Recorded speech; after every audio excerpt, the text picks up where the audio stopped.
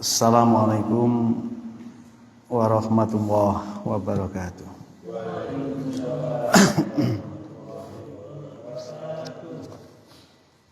Bismillahirrahmanirrahim. Alhamdulillahirabbil alamin. Assalatu wassalamu ala asyrafil anbiya'i wal mursalin nabiyina Muhammadin wa ala alihi wa ashabihi wa man tabi'ahum bi ihsanin ila yaumiddin. Raditu billahi rabba wa bil islami dina wa bi Muhammadin nabiyya wa rasula. Rabbana zidna ilma warzuqna fahma waj'alna min ibadikas sholihin. Amin. Bapak Ibu dan sekalian, jamaah salat subuh Masjid An-Nur dan kajian ilmu yang dirahmati Allah. Alhamdulillah, Allah mengajarkan kepada kita, misalkan di dalam surat Al-Hadid, surah yang ke-57 ya.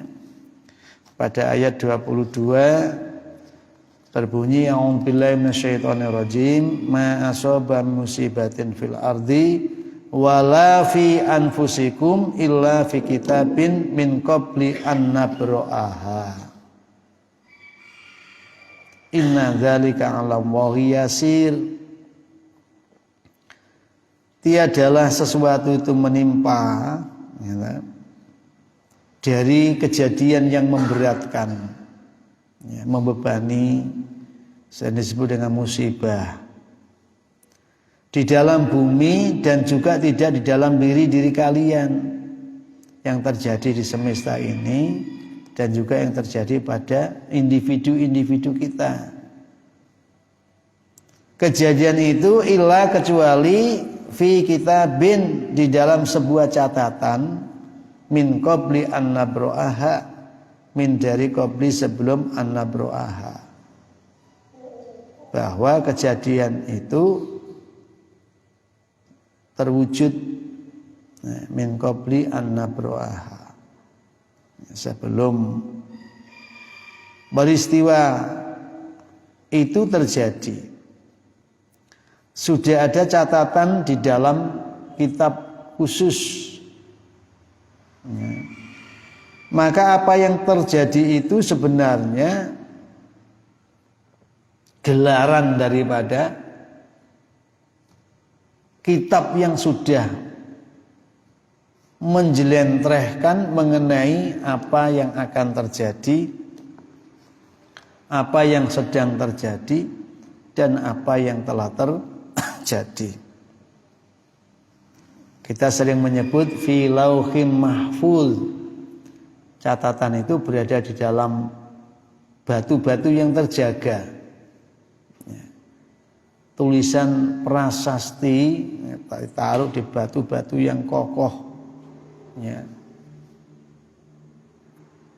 Maka semua kejadian yang ada pada diri kita dan juga kejadian yang ada di semesta, semua itu sebenarnya perwujudan dari kitab itu tadi.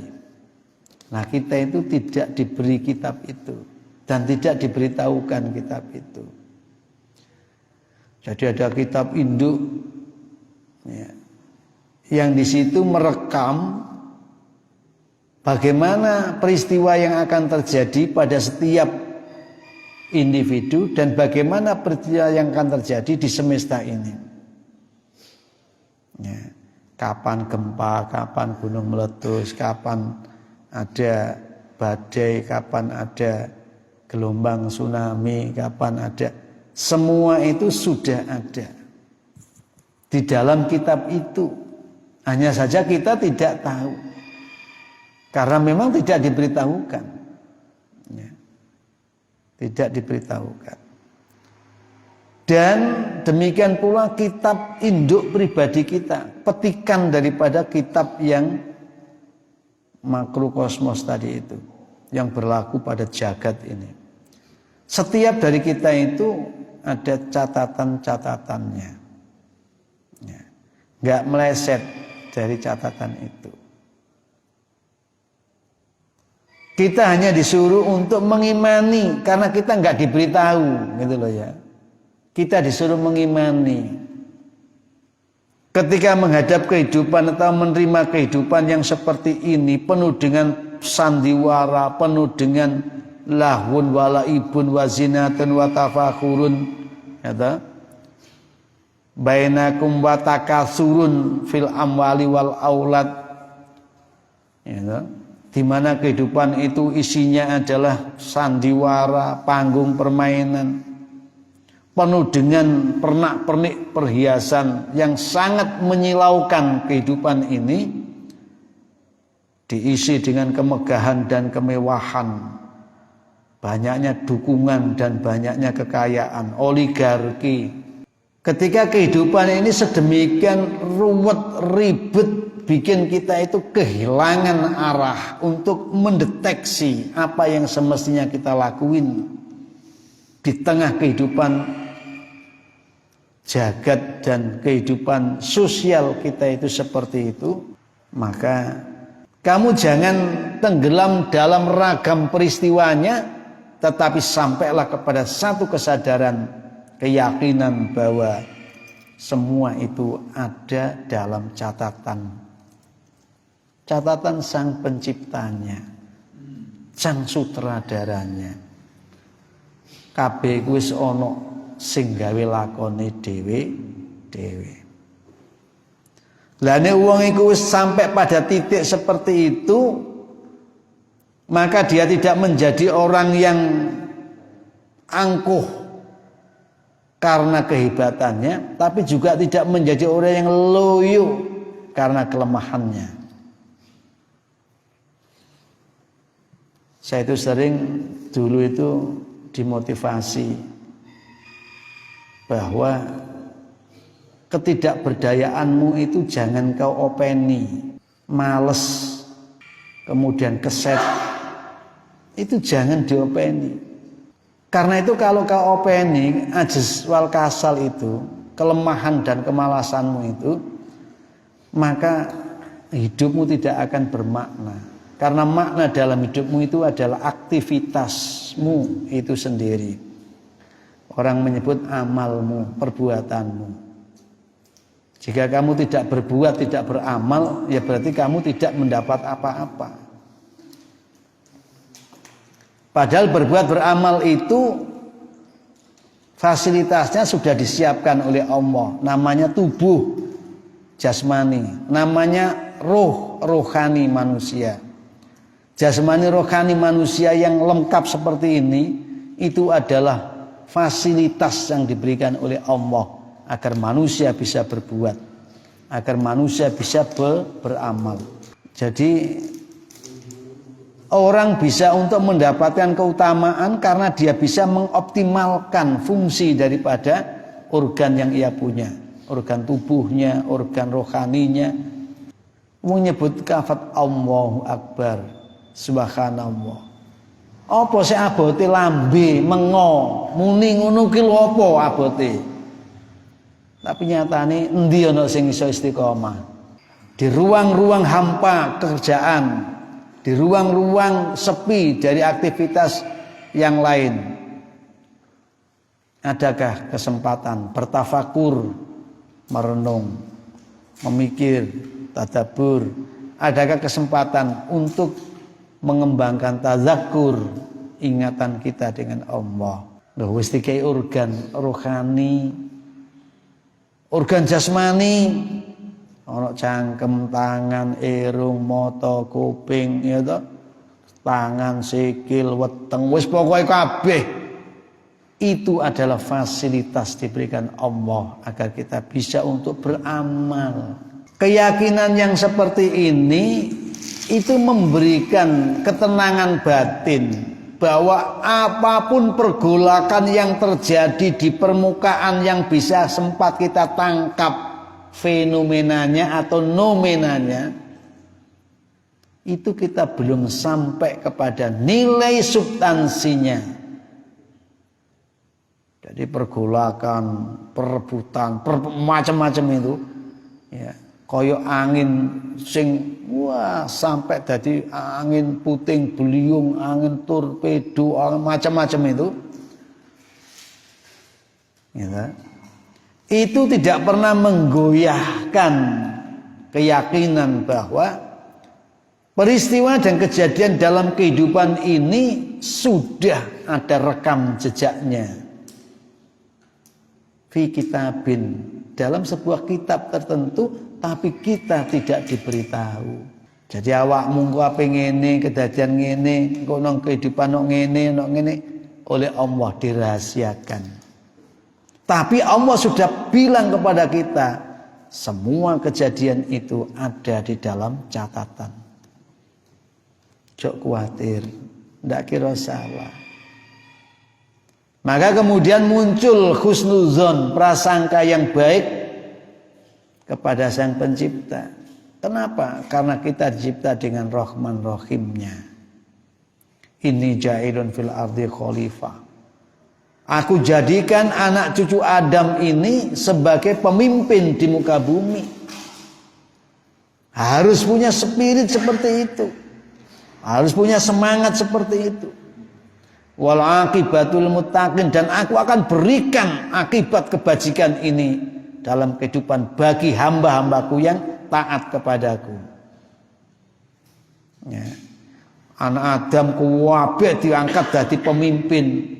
Tapi kita mencari yang istimewa. Inna akramakum indallahi atqakum. Yang istimewa itu wal aqibatul muttaqin. Semua ujung daripada aktivitas duniawi itu akan dimiliki oleh mereka yang bertakwa. Yang enggak bertakwa kabiatin bayan fatamur gana.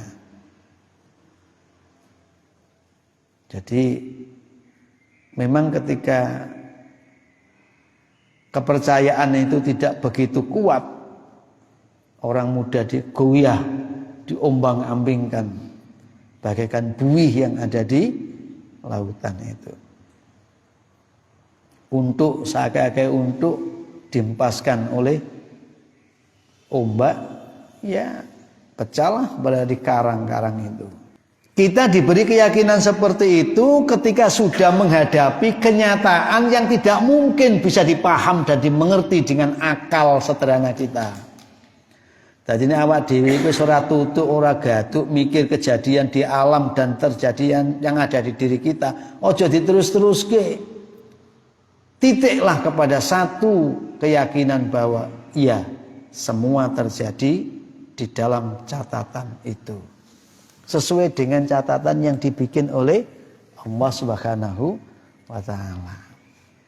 Gak ono sing keliru, gak ono sing salah. Maka kita mengambil ibrah, mengambil pembelajaran.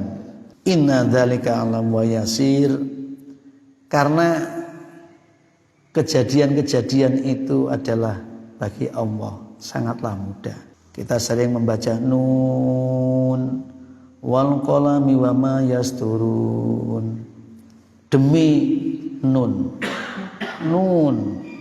demi pena yang senantiasa mencatat, merekam semua yang terjadi. Oleh karena itu kita harus berbaik sangka dengan Sang Pencipta. Apa yang kejadian kita baik sangka. Ini cara Allah mendidik kita, cara Allah melatih kita, cara Allah untuk menumbuhkan kepercayaan dalam batin kita.